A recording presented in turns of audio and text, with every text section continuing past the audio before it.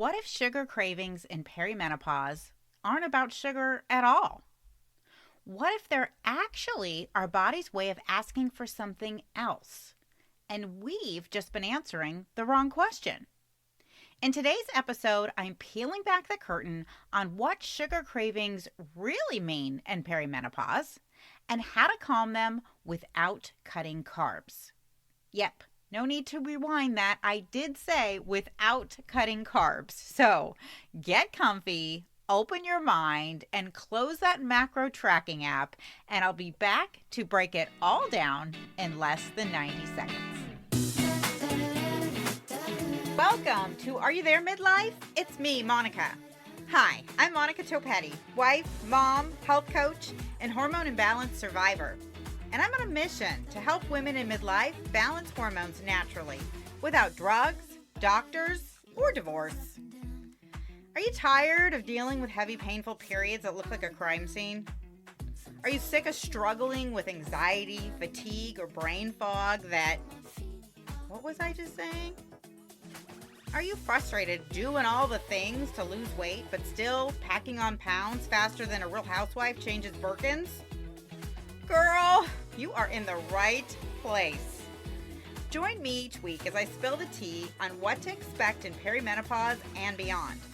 From IBS to insomnia, bloating to funky body odor, I'll unpack all the weird stuff happening inside our midlife bodies, plus give you the latest science and holistic solutions to manage it all. So ditch the Spanx and hop on board the Hot Mess Express. Let's do this. Hey, beautiful. Welcome back to the show. So today we're continuing my countdown to the new series with one of the most frequently asked questions I get, especially this time of year. Why am I constantly craving sugar in perimenopause? Quick side note before we dive in, because I can already hear the keto and carnivore crowd clearing their throats. You don't have to eat carbs to lose weight or stop sugar cravings. A lot of women do keto or carnivore and feel amazing, at least for a while. But in perimenopause, the real question isn't, does this work? It's, what is my body having to do behind the scenes to make this work? And for a lot of midlife women, long-term carb restriction quietly puts more pressure on cortisol, our stress hormone, and that is required to keep our blood sugar stable. And when cortisol is already high, well, that's when cravings tend to come roaring back. In today's episode, I'm sharing the real reason cravings feel uncontrollable in midlife and 3 ways to calm sugar cravings without cutting carbs. But first, how do you know if rising cortisol is the real reason behind your late night refrigerator raids? Well, that's exactly what I help you figure out when you take my free hormone symptom profile assessment. You can take it right now at bit.ly/takemyhormonequiz. This assessment is going to tell you if you likely have a hormone imbalance, even if nothing is showing up in your blood work. It's also going to reveal which main hormone is behind your most frustrating symptoms, so you can finally focus on what your body actually needs to heal. It's quick, it's easy, it's helped more than 2,100 women uncover the real root behind low energy, poor sleep, mood swings, brain fog, weight gain, or even out of control cravings. So, if you're ready to stop guessing and start getting some answers, head on over to bit.ly/takemyhormonequiz, or just click the link in today's show notes. Okay, let's dive in. So, why do sugar cravings hit so hard in midlife? If you're thinking it might have something to do with hormones, winner, winner, chicken dinner, you'd be right. Specifically, fluctuating estrogen and elevated cortisol, which both make blood sugar harder to regulate.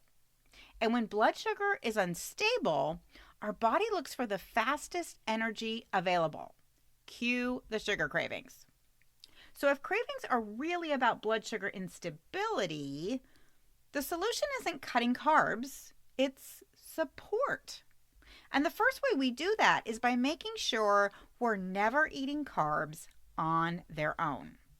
Why? Because whenever we eat carbs by themselves, our blood sugar spikes, then crashes quickly. And that crash, that's what drives our cravings. But protein and fat act like speed bumps for carbs. They slow down the digestive process and keep our blood sugar steadier longer. So we're far less likely to feel that intense pull towards sugar later. Research consistently shows that pairing carbohydrates with protein and fat significantly reduces post-meal blood sugar spikes compared to eating carbs alone.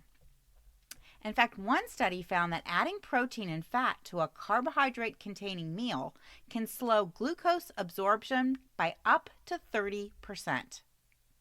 Now, you don't need to overthink this or try to eat perfectly. What does this look like in real life? Having a cookie after a balanced lunch or dinner instead of on an empty stomach. Pairing steak with mashed potatoes or sweet potatoes at a holiday meal. Or spreading some almond nut butter on a tortilla for a carb-heavy snack that will actually hold you over. So whether it's your birthday, a holiday, or any day, you don't have to completely avoid high-carb foods. You just need to make sure they're supported with some protein and some healthy fat. The second way to calm cravings is to make sure you're eating enough calories to keep your body out of starvation mode. Ladies, a lot of us in midlife are unintentionally eating far too little. I spoke about this a little bit in episodes 104 and 105, which I will link in today's show notes. But basically, we've been taught for decades that fat is the devil and eating less is how you lose weight. But here's the problem with that. When our body doesn't get enough energy on a consistent basis, it perceives famine. And when that happens, our hunger signals increase and our cravings for energy start to ramp up. They get louder. They feel more urgent. And suddenly, sugar stops feeling optional. We need it, right?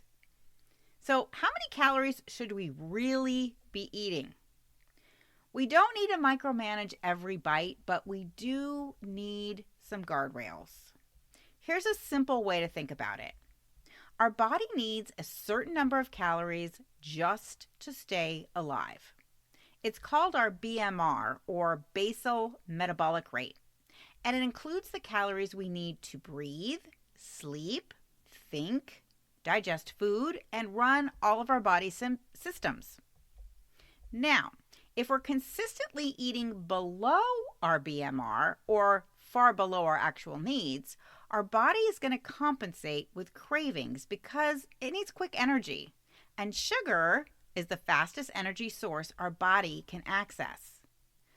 Very generally speaking, most women in perimenopause should not drop below 1,700 to 1,800 calories a day to maintain your current weight.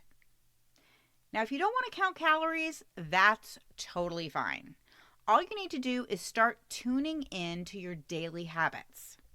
For instance, are your meals really just snacks? Are you skipping meals altogether because you're too busy? Are you face planting on your desk by mid-afternoon? Or are you raiding your kids' snack pantry shelf in the middle of the night? If you answered yes to any of those, chances are you're not eating enough. And the third way to calm sugar cravings without cutting carbs is to reset your nervous system. So what actually causes a craving if you're not really hungry? In a word, stress. When cortisol, our stress hormone, is elevated from skipping meals, over-exercise, or the endless to-do list that is the holidays and midlife, it messes with our hunger signals. Specifically, cortisol increases ghrelin. That's the hormone that tells us we're hungry. And it lowers leptin. That's the hormone that tells us we're satiated or full. That's why our body can feel hungry even when we've eaten. And that's why stress can trigger cravings out of nowhere, especially cravings for sugar. So what do you do when your nervous system needs a reset? Here's a tool you can use at work, at a party, or even in the middle of the night standing in your kitchen. Are you ready for it? It's simple. A slow, extended exhale. Yeah, that's it. I told you it was simple, right? Why does this work? Because longer exhales activate something called our vagus nerve, and that tells our brain that we're safe. We don't need emergency fuel right now. In fact, multiple research studies show that slow, controlled breathing can lower cortisol levels and shift our body out of fight or flight and into a calmer state. So just try slowing down your breathing just for 30 to 60 seconds the next time you have a craving and see what happens. So there you go. 3 simple ways to calm sugar cravings in perimenopause without cutting your carbs. Here's today's takeaway. In perimenopause, sugar cravings are often a sign of a blood sugar issue or a cortisol imbalance. And when our estrogen is already fluctuating, cravings can hit even harder and more often. So here's your hormone work for the week. Pick just one of these simple tools to curb cravings. Stop eating carbs solo. That's number 1. Up your calories overall. That's number 2. Or when a craving hits, reset your nervous system. Number 3. You don't need to overhaul your entire diet to calm down cravings. You just need one small shift to keep your blood sugar steady. And if you feel a hormone imbalance could be the reason your cravings feel out of control right now, don't forget to take my free hormone symptom profile assessment at bit.ly/take-my-hormone-quiz.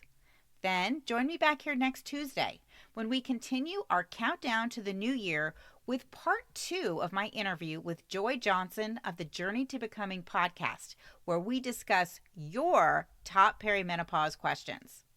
Until next week, wishing you health, happiness, and fewer hot flashes.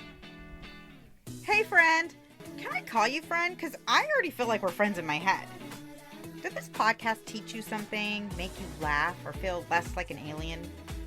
If so, I would be so incredibly grateful if you could take just 60 seconds to rate, review, and subscribe. That is the number one way you can thank me and support the show. Until next week, stay cool and keep away from sharp objects.